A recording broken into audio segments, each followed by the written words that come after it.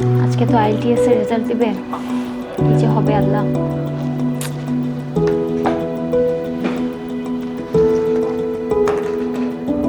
ধুর, কিচ্ছু ভালো লাগতেছে না।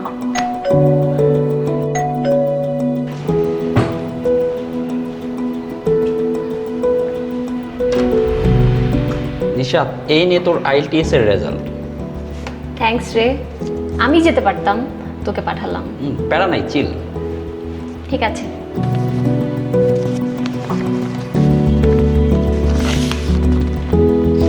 Listening A 8, reading a 7, speaking A 7,